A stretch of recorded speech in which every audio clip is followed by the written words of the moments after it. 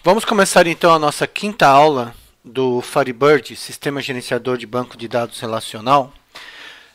E nessa nossa quinta aula nós vamos ver a instalação do Firebird, tudo bem? Então a primeira coisa que nós vamos fazer, vamos só aqui fazer as nossas anotações. Então, hoje é a nossa quinta aula, né? Hoje é a nossa quinta aula, ok? Do curso de Firebird. Hoje é o dia 5/8/2020 e agora são 9h07, tá? A instalação do Firebird é bastante simples, tá? Praticamente é só clicar em Next, Next, Next, ok? Então vamos ver aqui, então, só colocar aqui instalação do Firebird.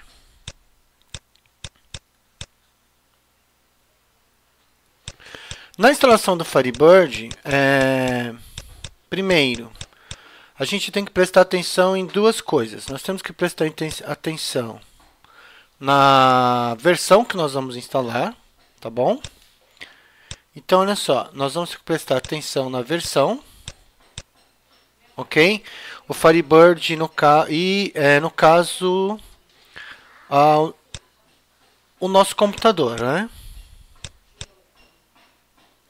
Então, o Firebird ele é distribuído para 64 bits e para 32 bits. E também nós podemos ter a versão 2.5, versão 3 e está em fase beta de teste a versão 4 do Firebird, ok? Houve uma mudança razoável entre a versão 2.5 e a versão 3 do Firebird. Novos recursos foram acrescentados, tá? Mas então o que a gente vai fazer? Nós vamos fazer o nosso curso em cima da versão 3, ok? Então nós vamos instalar a versão 3. No meu caso, eu vou instalar a versão 3.0, 64 bits, porque o meu notebook ele é 64 bits, tá? Tudo bem? Já era para ter saído a versão 4, ela estava agendado para sair no mês de maio desse ano, a versão 4 do Firebird. Mas, infelizmente, por causa da pandemia, né? Vários softwares que estariam sendo lançados esse ano foram adiados, né? Um software que está sendo bastante esperado é o PHP 8 e também teve o lançamento dele, talvez venha no final do ano, talvez a versão 4 do Firebird chegue até o final do ano, né? Mas por enquanto a versão 3 está ótima. Então a primeira coisa que nós vamos fazer vamos abrir aqui o navegador. Vamos abrir aqui o navegador. Para a gente entrar no site para fazer o download, ok? Então, eu vou entrar no Google. Tá? Opa, vamos ver aqui. www.google.com.br, tá? Vou entrar no site do Google, tá? E eu vou digitar aqui, ó, download Firebird, ok? Ao entrar aqui, ó, ele está me mostrando, primeiro o site oficial, né, o Firebird SQL.org, tá? Ele está me mostrando o Firebird 2.59, Firebird 3.06, Firebird 2.1, Firebird 2.5, enfim, tá? Só não vai aqui, no baixo aqui. Vai no sempre que você for fazer um download de algum site, de algum software, vai no site oficial dele, tá? Você vai evitar algumas dores de cabeça. Então aqui eu vou escolher Poderia escolher qualquer um deles, eu vou escolher aqui, Firebird 3.06, que é o que eu quero. Então eu vou clicar aqui, ele já foi para a página do Firebird de downloads, tá? E aqui, ó, as principais metas do Firebird 3 eram unificar a arquitetura do servidor e melhorar o suporte para plataformas de hardware. E assim vai, tá? Ele está fazendo um comunicado sobre as características dele. Ele está mostrando que você vai ter o Firebird para Windows, Linux, Android, macOS, ok? Então você pode estar instalando no Android, no Mac, quem tiver um Mac, né? Tudo bem? E aí o que acaba acontecendo? Eu vou voltar aqui na homepage do site. Tá, ó. Aqui ele está falando algumas novidades. Tá tendo uma entrevista aqui com o Dmitry. O principal time do Firebird, existem pessoas do mundo inteiro ajudando no desenvolvimento, que ajudam no desenvolvimento do Firebird, né? Tem até um brasileiro. Mas o principal time do Firebird é russo, tá? Russos e ucranianos, tá bom? Então aqui, olha só. Então eu tenho aqui o site oficial, tá? E eu vou escolher aqui a opção de downloads, ok? Então aqui eu tenho a versão 2.5, tá? Que ela continua sendo atualizada. E aqui eu tenho a versão 3.0. Eu vou clicar Firebird 3.0, eu voltei para aquela página que eu já estava. E aqui eu vou escolher o Windows 64 bits. Ele me direcionou para cá. Ó, 32 bits, 64 bits. Aí você vai ter duas opções. O Firebird exe, executável, ou Firebird zip, zipado. Eu vou escolher aqui, ó, Firebird 3.06. O Firebird ele é extremamente pequeno, tá? Ele é só 9 megabytes, o arquivo dele. Então eu vou fazer aqui, ó. Vou clicar, ok? E aqui embaixo, olha, ele já começou o download do Firebird, ok? Já começou a fazer o download do Firebird. Enquanto isso, eu vou abrir aqui o meu computador, vou no disco C. Aqui eu vou entrar no Aldebaran, vou criar, eu já tenho aqui uma pasta Firebird. Eu vou pegar aqui, vou criar uma nova pasta. Vou colocar aqui aulas, ok? Vou copiar aqui tudo aqui para área dentro. Aqui eu vou criar uma nova pasta. Vou colocar download, ok? Tá? Vamos acompanhar lá o download dele. Tá aqui, ó. Tá, continua o download. Então o que eu vou fazer? Eu já fiz aqui uma pasta com o nome de Firebird. Fiz aqui uma pasta com o nome de Firebird.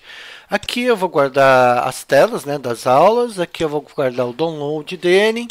A hora que eu for criar os bancos de dados, eu vou criar dentro dessa pasta. Assim, tudo que for relacionado ao Firebird, eu vou deixar no mesmo lugar. Ok? A ideia principal, né, o que vai acontecer aqui? Vamos voltar para cá. O que vai estar acontecendo? O Firebird, você vai ter duas opções, tudo bem? Em relação ao Firebird. O Firebird, você vai poder instalar o Firebird como um serviço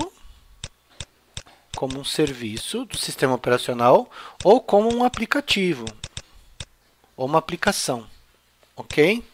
Qual é a diferença? Assim, se você instalar ele como um serviço, assim que você liga o computador, o Firebird ele já entra em funcionamento, ele já é startado,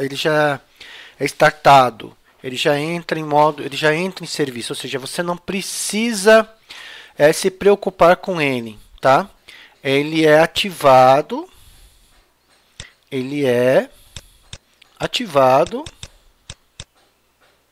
quando você liga o computador. Qual é a vantagem de você deixar o Firebird como um serviço? A vantagem de você deixar o Firebird como um serviço é que, vamos imaginar, seria tipo, você instalou ele numa empresa, tá? Ele vai, por exemplo, você já tem um software, vamos imaginar o seguinte, você tem aqui, vamos imaginar que eu fiz um software para um posto de gasolina, né? Então aqui eu tenho um programa, aqui eu vou ter vamos imaginar que eu tenho aqui um programa, ou um sistema, né? Melhor colocar sistema. Eu tenho um sistema desenvolvido em qualquer linguagem de programação. Esse sistema ele vai conversar com o Firebird. E o Firebird vai conversar com o banco de dados, ok? Então, nesse caso aqui, obrigatoriamente o Firebird tem que ser instalado como serviço, tá?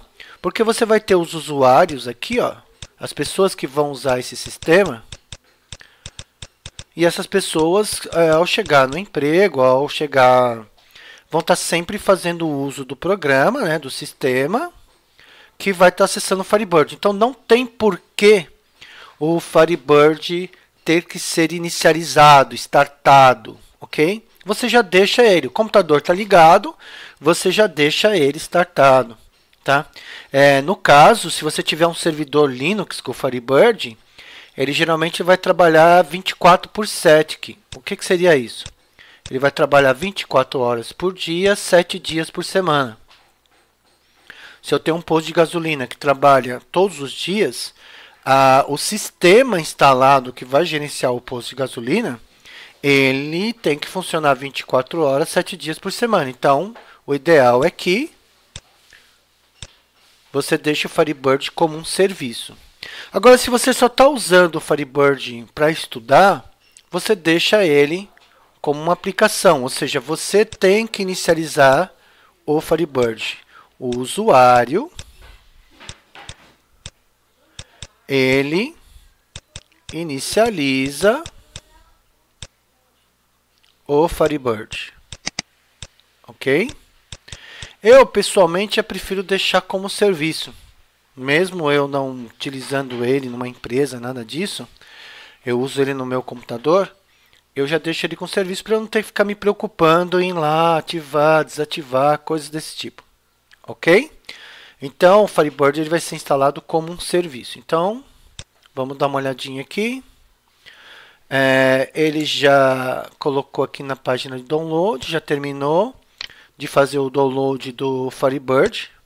Ok, ó, Firebird 3 ponto alguma coisa. Eu vou tirar ele daqui da pasta de downloads e vou levar ele aqui para minha pasta Firebird. Vou colocar aqui em download, vou colar aqui, ó. Tudo bem? E aí eu vou iniciar a instalação do Firebird. Vou dar 2 cliques. E ele vai inicializar a instalação do Firebird na máquina. Tá bom? Aí aqui, ó. Deseja permitir que esse aplicativo... Taraná, taraná, sim. Tá? Eu vou iniciar a instalação do Firebird. Aqui tem os idiomas suportados pelo Firebird, ou é francês ou é inglês. Tá bom? Vou deixar no inglês mesmo. Vou dar um OK. Aqui ele está perguntando se eu aceito. Eu coloco sim. Next. Né? Se alguém quiser ler, sinta-se à vontade. Next. Eu vou instalar ele no meu disco C. Ok. Server, componentes do servidor. Componentes para desenvolvimento e assim vai. Next. A pasta, né, do Firebird. Aqui, por enquanto, a gente não vai mexer em nada. Isso daqui pode ser modificado depois da instalação, tá? A única coisa que eu vou destacar aqui, ó, que ele vai rodar, ele vai funcionar no modo servidor, ok? Por enquanto, não vamos mexer em nada por aqui, tá? Next. Aí, ele pede uma senha. Ele pede uma senha. Eu vou colocar uma senha bem fácil. Não esqueçam a senha, ok? Então, nós vamos ter um super usuário que é o sysdba, tá? E, no caso, esse superusuário, ele precisa ter uma senha. Então eu vou colocar a senha 1, 2, 3, 4, 5, 6. Tá? É lógico que vocês não devem, vocês têm que criar uma senha forte, né? Num sistema gerenciador de banco de dados eu preciso ter uma senha confiável. Eu só vou colocar 1, 2, 3, 4, 5, 6 para eu não esquecer. Tudo bem? Então é importantíssimo lembrar que o superusuário do Firebird é o sysdba e que eu coloquei aqui a minha senha 1, 2, 3, 4, 5, 6. Então vamos lá, next, ok? E ele vai começar a instalação do Firebird, tá? E provavelmente já vai ter terminado, tá bom? Enquanto ele termina, eu vou voltar para cá, tá? E vamos só deixar registrado. Vamos deixar registrado aqui, que vai que eu esqueço, né? Que nós temos aqui em relação à instalação.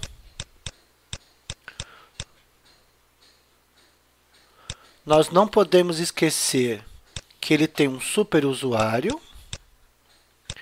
O superusuário vai ser o responsável por definir privilégios dentro do banco de dados, criar a base de dados, coisas desse tipo. E ele é o sysdba. Tudo bem? E no caso, eu coloquei como senha dele, né? O password, eu coloquei uma senha bem ridícula, 1, 2, 3, 4, 5, 6. Tudo bem? Tá? Mas isso aqui é errado, tá? Se você for colocar isso aqui numa empresa, você tem que bolar uma senha bem maluca, tá bom? Para dificultar as coisas. Tá aí a nota, né? Tá bom? Então vamos voltar aqui, vamos minimizar aqui, ó, tudo bem? O que ele está fazendo aqui?